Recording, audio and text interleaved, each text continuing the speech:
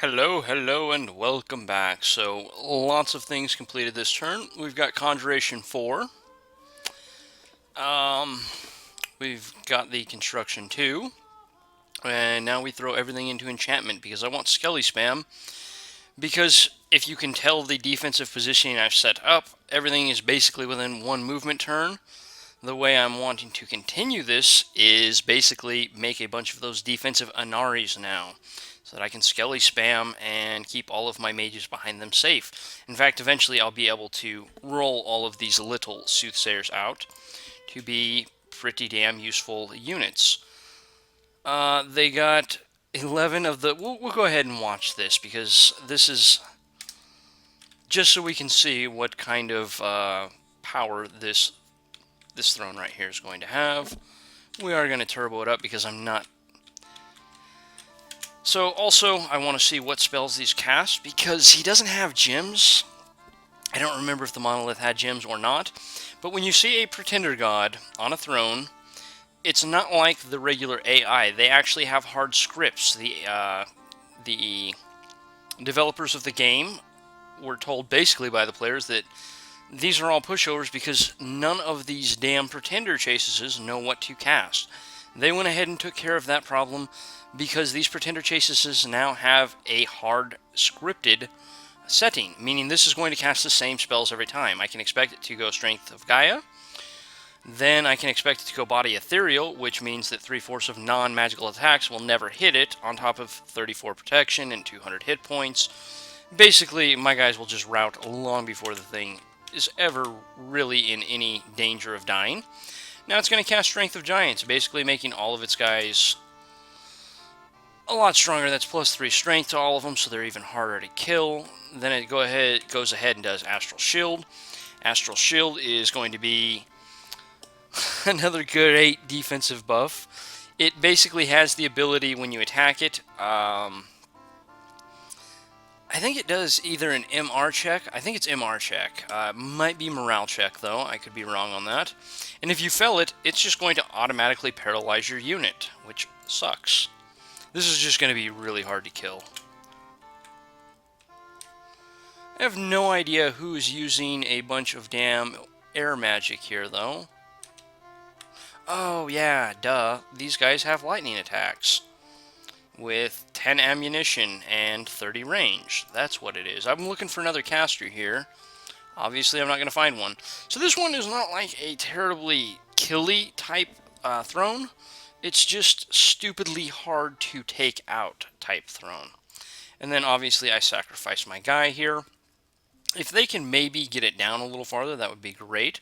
And if they're throwing troops at it and going to be losing large portions of them, hey, I'm all for that. That's troops they're not throwing at me. So province income +15, pretty decent. That's terrible. That's going to be an attack on me. So let's see, what do we have? Vineman. And then what do we have here? A treasure, finally. What are we, 3 years into the game? I think we're in year 3, so that's actually going to be just 2 years of game time. So 529 gold, 2 air gems, 1 water gem, and a black steel plate. Good. So how hard did I get hit, and where did I get hit? This is going to be an area that I don't actually have any damn guys to take it back, and TNN is going to probably grab it before I can. That sucks. Oh, no, they're not. No, they're not. What's your MR? 13? Okay. That's going to be an easy fix, then. How many were there total? Okay, yeah, that's a fairly easy fix, I think, on my part. No, it's not. I don't have many damn casters here. That's actually got a nature gem in it, too, which is pretty important. We found an abandoned laboratory. That's always good. Where did we find it? That's not as great. I would actually really hope it would be over here. Basically, the abandoned laboratory just literally gives you a laboratory. Nothing more. I mean, it's certainly not a bad event. Depending on where you find a lab at, it can be good, but it generally is not going to be all that useful.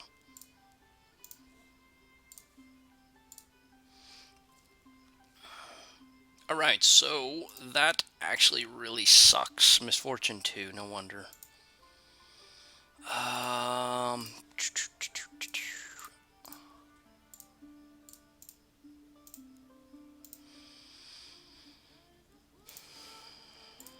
you're diseased. Let's see, how many do I have here altogether? Not many. Where am I at research-wise? Not great either. I need enchantment 3 for raised skeletons to really have a chance at it.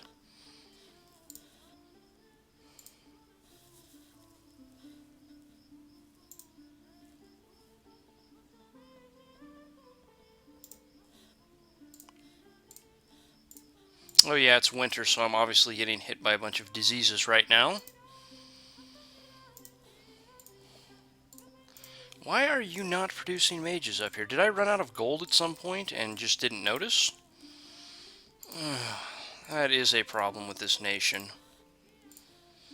You run out of gold and you just, if you're not paying complete attention, which I am obviously not, you're going to see this right here. So what is going to be the best?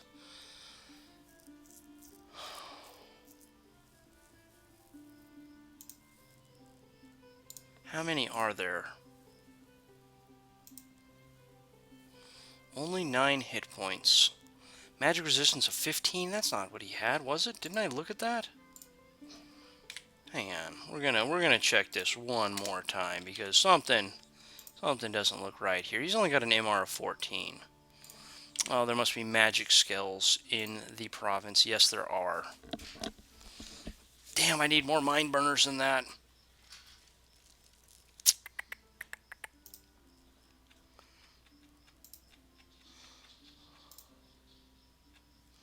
I really don't want to give up even a single nature gem. That's actually going to be fairly important. And instead of recruiting, I had you recruit last turn, and that's not going to help me here. 1, 2, 3, 4, 5, 6, 7, 8.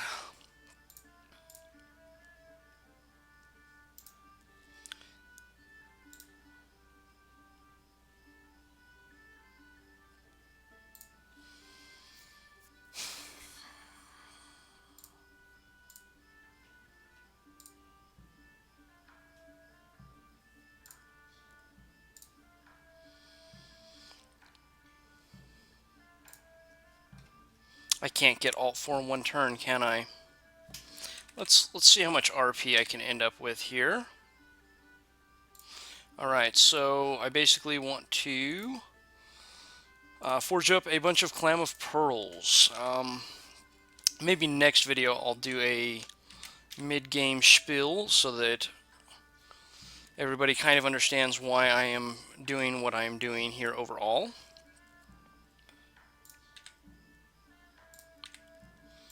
Yes, I've got a bunch of old age guys and they are dying in droves. I understand that.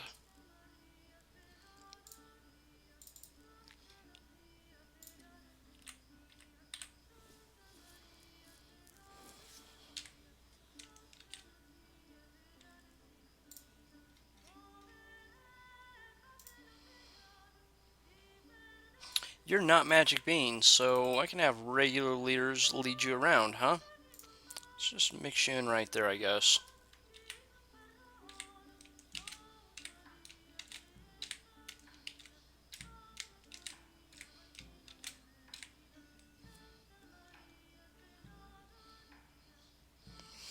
Alright, so the other places I probably want to get a temple are like here and here. That's going to be probably the best spread I can get to keep my dominion up across my lands.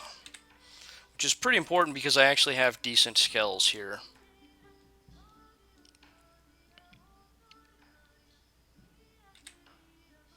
Obviously I should actually be researching with you.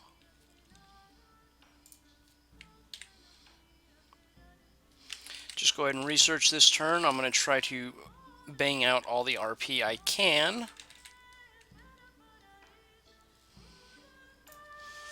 And that's it. 807. That is not going to be enough. Or is it going to be enough? Well, I need Alt 4 anyways. Alt 4 is going to hand me Body Ethereal here, which is a pretty damn good spell overall.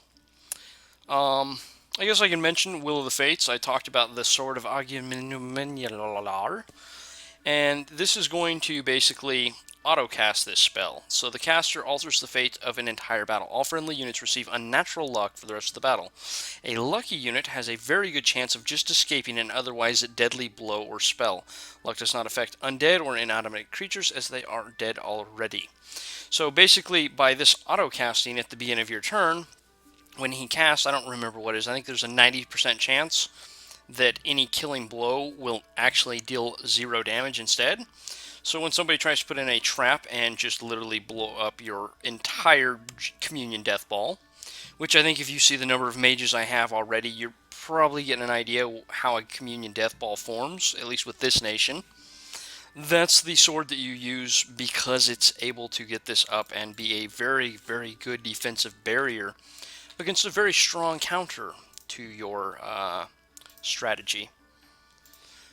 Let's go ahead and crank those up as well. I want as many troops as I can get. And I've actually got the treasury, so we're going to go ahead and build a palisades right here. I've got luck 1. I feel pretty safe about not being hit by any bad events. Really need to try to get some control over my dominion down here, though. This cold is definitely not helping out my cause at all.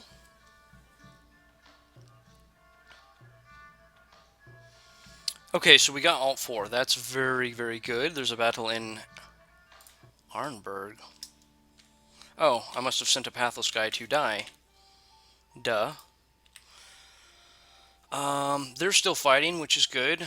Apparently Ulm is not doing all that well, even though it looks to me like they started the war. So, they got spearmen, they got mercenaries, didn't they? You bastards. I actually kind of expected something like that. So, what we're going to do is something like this right here. Whoops. You're the guy I'm not sending into battle. Actually, can this guy even cast anything really useful?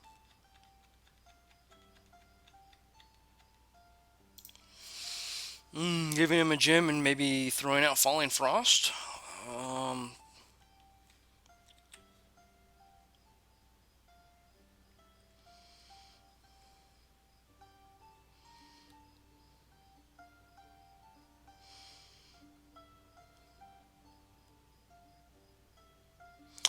I think I'm going to bring him along for a couple lesser water elementals.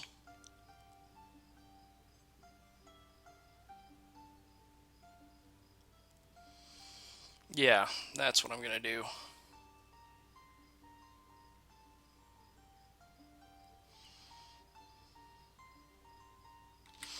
Alright, so I need to give him a couple of water gems.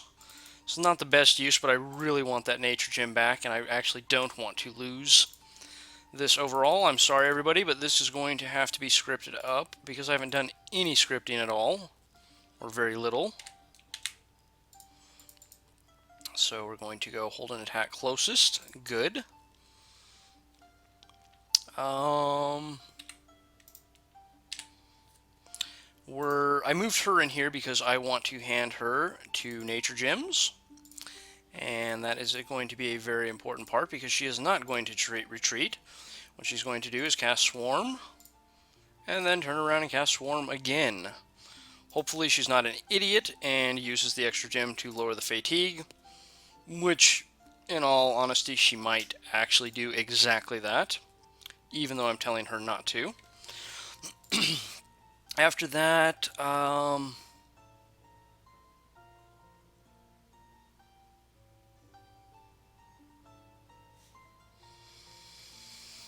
Most of these aren't going to do me any real good. But we'll go with something like that.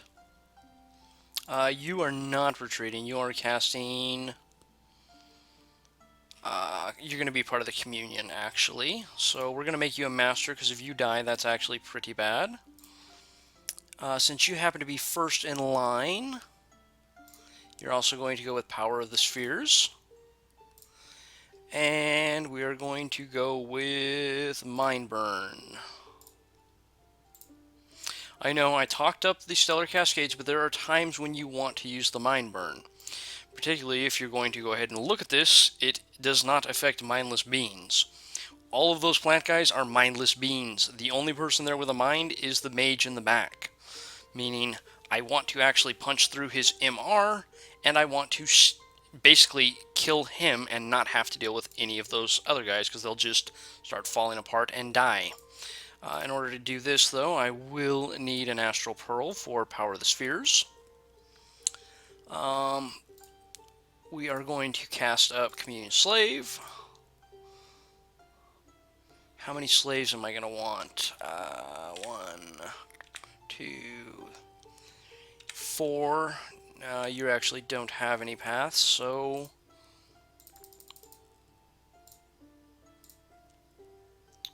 Attack closest. Basically, this is my arrow catcher script right there, which is what I will use most of those pathless guys for. And then we are going to go Communion Master. Oh, do I even want a Communion up for this?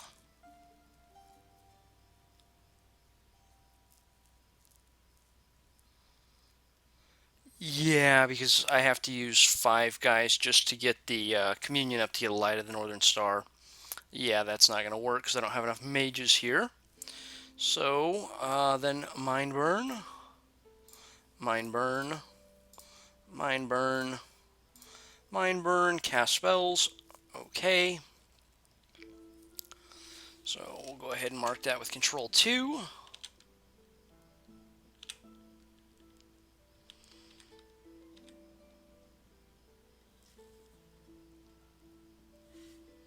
No, I want extra cast. This is getting a little dangerous to go to those levels, but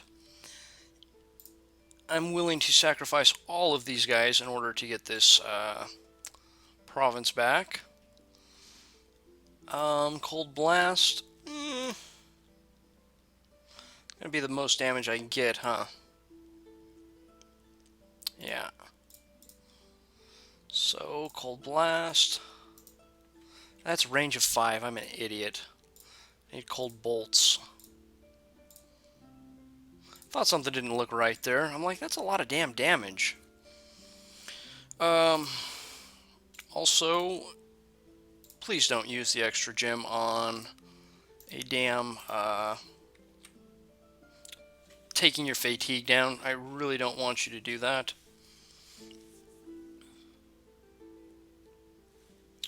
Alright, looks pretty solid. So let's go ahead and make sure we are scripted into the correct positions now. We're actually going to offset you just a little bit.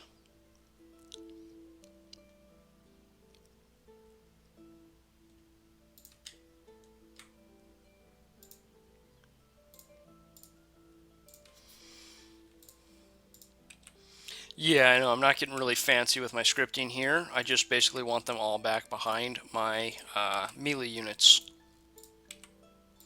Really, I'm going to have to fight TNN for this province. Hopefully they fight it first and then I fight them. Which will honestly not be that good.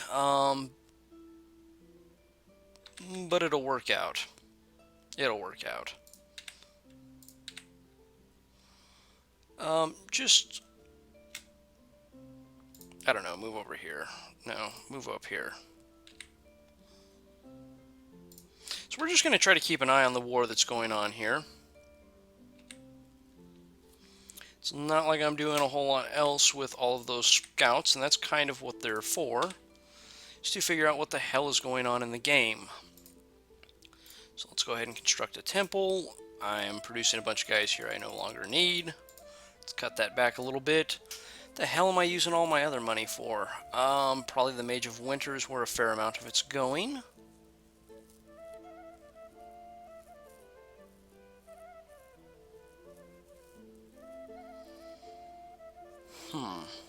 Well, I started building a Palisades. No, that was last turn.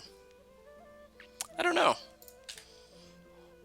Honestly, I'm not going to get too worked up about it. We're again going to forge up a Clam of Pearls. Basically, I don't want that unit to go anywhere ever. That is their sole job in this universe, is to continue to make me Clam of Pearls. Which is a very, very important job. It's not like I'm giving them some minor crappy job. It's a ridiculously important job for my plans overall. What did I want to do? I wanted to build another temple down here, but I don't actually have the gold for it. Really, I was expecting a few more gold events. Maybe I should have went with the growth here.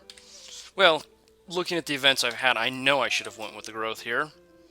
But you never do realize what you're going to get with the random events.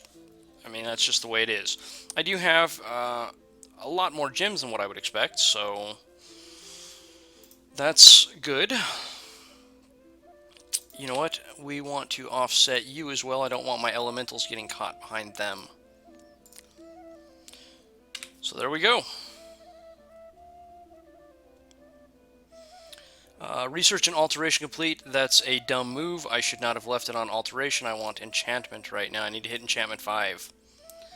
Yeah, they did actually hit it. Did they hit it before me? Yes, it looks like they did. Found another enchanted gate. That's good.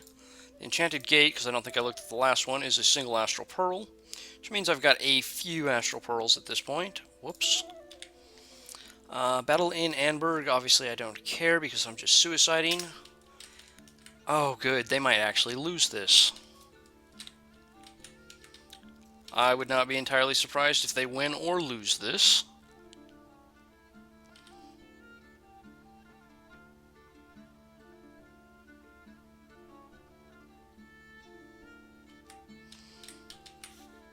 Okay, but there's hardly any of their guys left. They didn't bring anything else with them, which is bad for them. Because I'm basically going to toast them. Alright, so now we can go through how communions actually work. Basically, some of these guys cast Communion Master. So basically, the Master is the person who casts spells.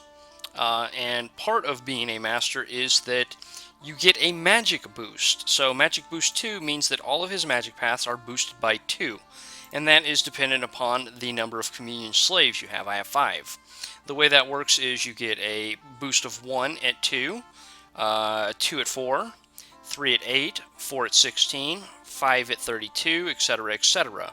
Meaning, basically, with enough slaves, this little Astral 1 guy can cast a Astral 9 Master and Slave spell. I would never do that because that would be ridiculously wasteful. Well, yeah, actually I might because it is ridiculously wasteful. Another effect that you're going to see here is that where's a Communion Slave? Where's a Communion Slave? Down here? Yeah, there's a Communion Slave. So the Communion Slaves actually have no ability to cast in this anymore. Basically, their life force is being used to boost the Masters. Another effect you're going to see here is that as the Masters cast spells, it is actually going to only give them part of the fatigue. The rest of the fatigue is actually going to be spread out across the Communion Slaves. So basically, the Communion Master can just cast and cast and cast and cast and cast. Now this is good, but it can be bad. Because as you pile the extra number of Masters to slaves, it's not like the slaves suddenly pass out and they are no longer part of the Communion. They're still a part of the Communion. The fatigue racks up to 100 and they pass out, just like a normal unit. And then it keeps going up, and when it hits 200, that is the max fatigue. Once you hit 200 fatigue, you're not going to see a number higher than 200 fatigue. After that, you begin taking damage. Don't quote me on this again, because it's been a while since I played, but I believe it's every 10 fatigue produces 1 damage. It might be every 5 fatigue for 1 damage. So eventually you'll get to the point where you just literally kill all of your communion slaves if you just keep casting and casting and casting and casting in a really long drawn out battle. So balancing the number of slaves to masters is pretty important. Here we're seeing me mind burn them and they're just getting caught up with all of these little dick swarms that I threw out. And I still have all of my troops and they literally have 3. There they go. So they're routed. We're going to go through this just one more quick time, because I'm basically going to point out the differences in fatigue between the masters and the slaves. And obviously the more slaves you have overall, casting, not casting, but soaking up fatigue is the greater, the less fatigue all of them have in general. So here you're looking at a master, he's only at 30 fatigue still. That is pretty damn low. Here we have a slave, he's at 53. So the slaves basically just keep accumulating the fatigue, and if you want to take care of massive amounts of fatigue, just add more slaves. There are a couple things I will say overall about a communion as well. You'll notice this guy says Astral 2. How is that? If you'll remember, I gave this Inari here a Astral Pearl, and I told him to cast Sphere. Well, we'll go ahead and just quit out of this. Oh, we got one of our heroes right there. Not the worst, actually, hero I could get, but I got one of them. We'll look at him momentarily. So, I told him to cast Power of the Spheres, which is right here. This spell makes the caster more powerful in all paths of magic. It's going to cost 100 fatigue, though, and it's going to require an Astral Pearl. When you happen to cast a buff in a communion, the communion master casts it, but it actually trickles down to all of the slaves as well. This is a very important part of communions because you can do a bunch of shenanigans with it overall. When I talked earlier about being able to do the blood nature warrior sorceresses for massive communion fatigue control, there's a reason I mentioned that. I'll probably do that literally the next video where I go over everything. But basically, the reason I cast Power of the Spheres is as you cast spells that are of a higher level than what those slaves know, they actually take a little extra fatigue. So by boosting them up to Astral 2 with Power of the Spheres, they weren't taking as much fatigue because I didn't know how many casts I was going to have to try to do that round to actually come out with a victory right there. But you can do it with other spells as well, any buff type spells. However, if all the masters die, or for whatever reason they run away, that actually gives all of the communion slaves an automatic, I believe, 200 fatigue. They automatically just hit the 200 mark, because it's basically a big stunner when all of the masters just suddenly take off. And it basically killed a thing from Dominions 3 called Reverse Communions. Used to be you would make communions with a bunch of cool mages, and you would cast a bunch of buffs with a handful of masters, and then you tell them to retreat from the field, and you would suddenly have a ridiculous number of buffs on these slaves that had almost no fatigue. It was a really, really cool deal. That's no longer the case. They absolutely made sure that that is no longer the case. So yeah, that's pretty much how that worked out. So, research and alteration, obviously I changed that. I guess we can look at Skogu. So, wow, massive amounts of talking right here. He's a Witch King. He's the first Witch King.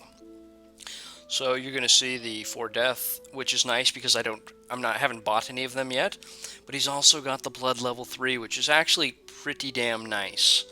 This guy can make vampire counts all on his own. You don't have to build your pretender if you can get this random hero. You know, cross your fingers and hope that this is the random one you get. He's actually got some really interesting things. So he was born in the swamps of Pythia ages ago. His mother left him in the swamps to die, but he was found and nurtured by a Pythian serpent. When he returned to his tribe, he could still not speak a word. He was not accepted and wandered the land until he came to a strange island and met a beautiful enchantress.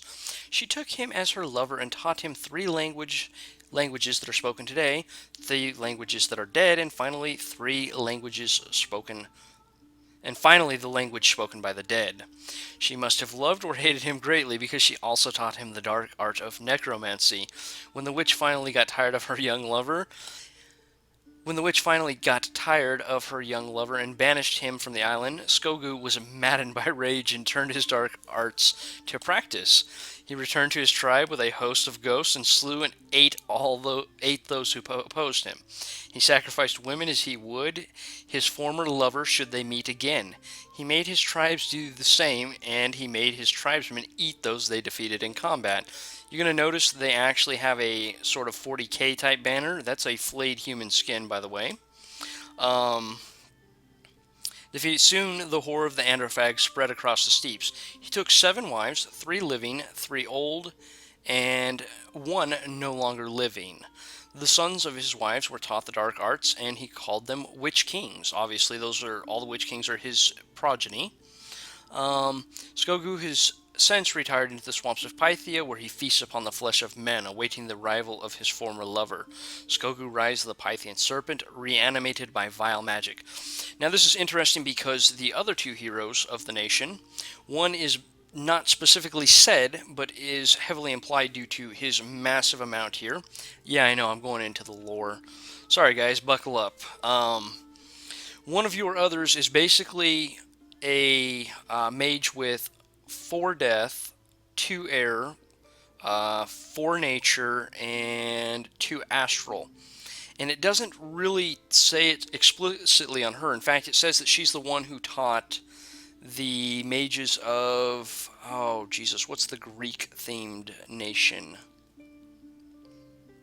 Basically, he taught the mystics of the Greek themed nation, not the Romans, not Ermor. It's going to be the Greek Asphodel. No, that's the Carrion Woods. Oh, it's not going to come to me. The Greek themed nation. She's the one who taught them all of their magic, and then she got bored and took off. Well, it's kind of heavily implied through here that this might actually be the person who taught him the magic, because her final thing is, it says that they're pretty sure that she is the one that taught the dark arts to the witch kings, meaning she taught it to him and he taught it to the rest of the witch kings.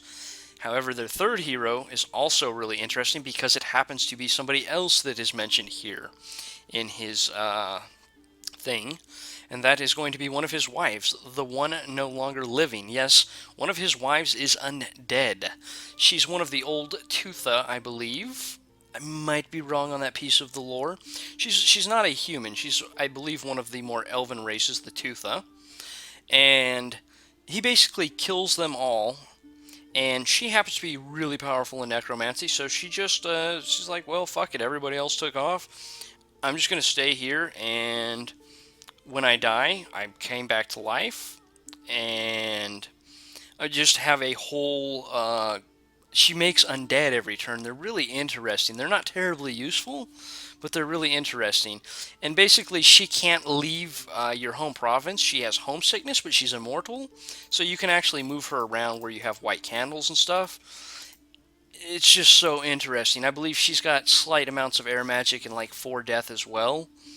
It's just, the lore there's really cool because one is the lover that scorned him, one of them is the actual dead wife, and you could actually argue that maybe some of the other 6 wives would be pretty damn cool heroes too, but the nation has pretty cool heroes, so I don't think we're going to get too caught up in it overall. Alright, so there we go. We've managed to take it back, and all of that for a single nature gem. And yes, I will do all of that for a single nature gem. Excuse me, I am just burping and hiccuping like crazy today. Everybody is going to think I am a complete and utter slob when I finally load this up. Probably because I'm a complete and utter slob. But, oh well, it still makes me feel bad. Alright, so we've site searched there. Let's go ahead and research. Research. You have no paths, so we'll move you up to go suicide. Research. I don't want you going there. I want more mages here because I've got a huge stack here and here. I don't really have many here. There's not many forts feeding into this. If I get 2 more forts up, I'll be able to produce 4 soothsayers that feed into here plus the 1 from here every turn, which will be good, but I'm not there yet. So, this guy is really good if you're wanting to do vampire counts. That's one thing I will say. or not vampire counts. You basically make vampires.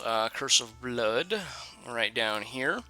So it's going to take 77 blood slaves. It's going to give you one, but it's going to summon a vampire lord. They are immortal and they are death blood casters. They can actually continue to cast Curse of Blood. Once you make one, he can just continue to create more, and they can blood hunt.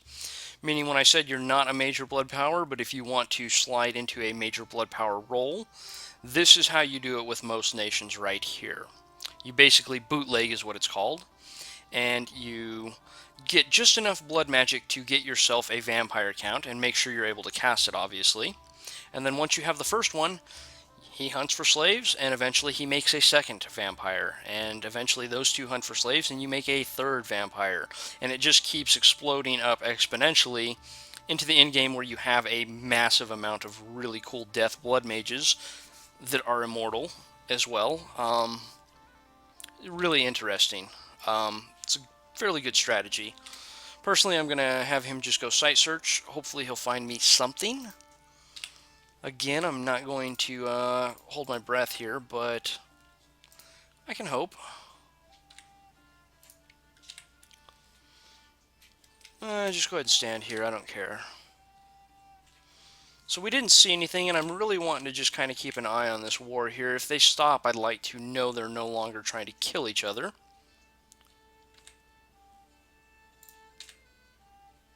Wait, did I site search that? Yeah.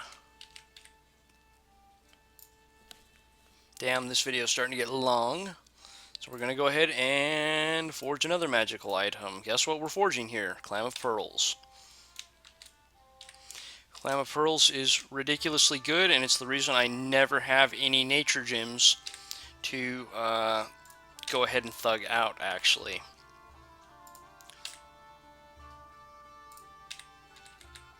So how many turns? You need 2? Okay. That's good. So we're pretty close to done with infrastructure here. I do want to go ahead and get me another temple going.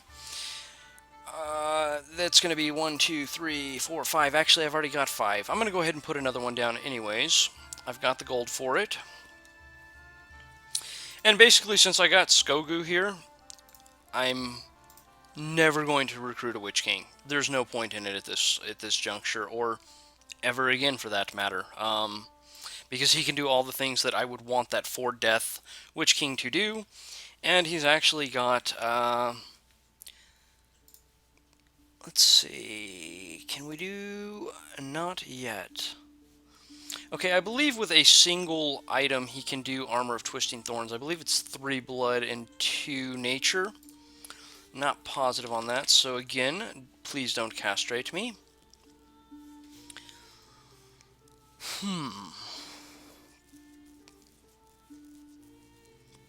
I'm having a bit of an idea here.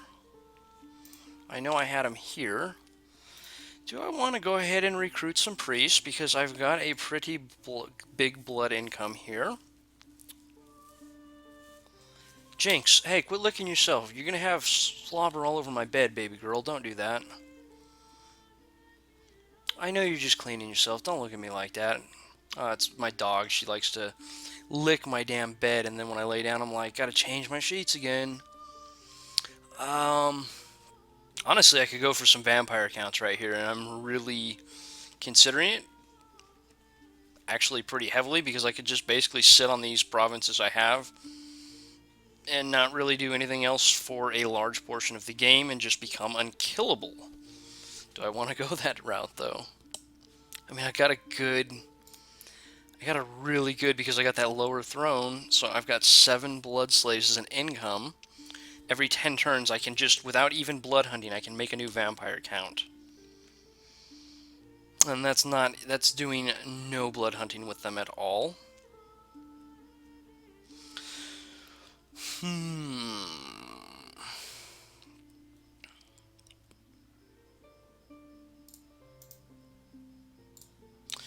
Okay, so I'm going to kind of point this out right here.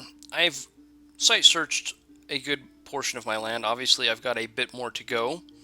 The Water 1 hasn't really site searched all that much of it. However, the Nature 2 and the Inaris, which cover my Astral and my Death, have basically site searched everything. So let's go ahead and look at the gem income compared to what I was talking about. I'm getting 1 from the Throne of Winter, and I actually am getting 2 from...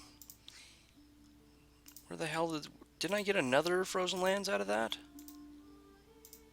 Yeah, it was down here. So all 3 of my income from water is either from that throne or from my cap. I do manage to have 3 Astral Pearls. I'm up 1 Death Gem because I have 3 out of my capital, and I'm up 2 Nature Gems. So without the thrones and the events off the throne, I would literally have 2, 3, 6 gems. That would be my income right here. Meaning if I site search all the rest of my lands, I think you can see why I say this nation has a very poor gem income. And this is, I mean, it is what it is. It's not like, well, you know, it's end of the world stuff. Oh, I got my laboratory here, so I can just leave guys to research here. It's not end of the world stuff. It's not like, oh my god, what am I going to do? It's more like, well, I have to be smart about how I spend my gems. And that's really what I think it comes down to. And this is why I don't think thugs are a good thing for this nation, especially when you have to start foraging the Clam of Pearls. I'm really hoping to get actually the 4 Nature hero at some point, because I would really love to get a Miraculous Cure-All Elixir going. That lets me remove diseases from all of my mini guys. It's just the gems are very thin in this nation, and it's not that the water and nature is not a good combo to go with thugs. It's just where in the hell are you going to get enough of these gems to actually mean anything? Because, honestly, I should have far fewer water gems than what I would nature if we just completely remove this throne, because 3 gems is what I got out of this throne. 1 from the throne itself, and 2 from the Frozen Lands event. You know, you guys have really just been sitting on my border for a while. It's actually kind of scaring me because I don't have a ton right here. Boy, I keep going into things that I should have saved for next video. Anyways, thanks everybody. I'm just going to call it here before I just keep blathering on and realize, wow, I just did a whole mid-game video on top of some gameplay. Thanks for watching, and I'll see you next time.